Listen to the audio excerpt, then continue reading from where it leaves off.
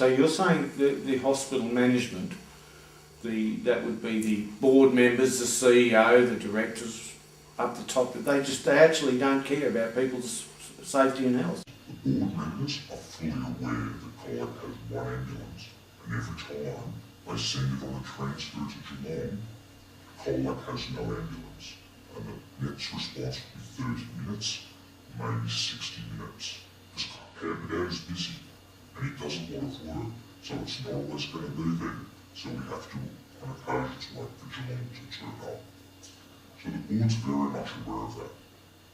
The director of the hospital is very aware Colac has one ambulance only. And the CEO? The CEO is aware.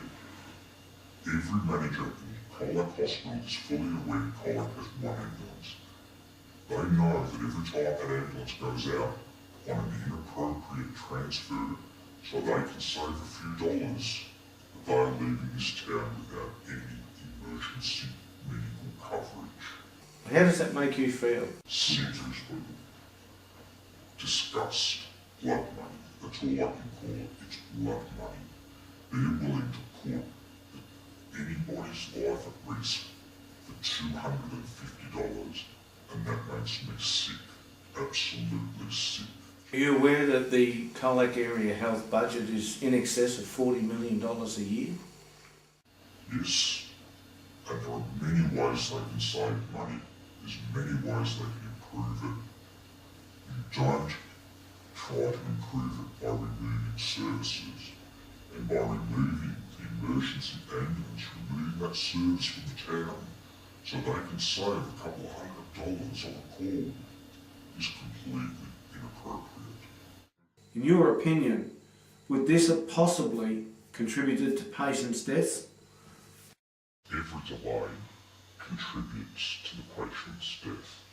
It may not be one factor, it's multiple factors. The factor that the ambulance was on a transfer to Geelong contributed to the patient's death.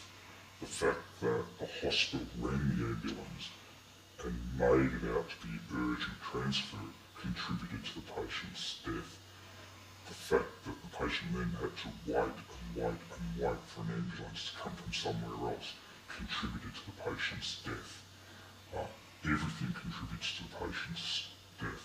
The stress of waiting because no ambulance is coming contributes to the patient's death. So how much it contributes, we'll never know. But what we do know is they shouldn't have done the transfer, and they should have been available in town to attend, and they weren't because they were being inappropriately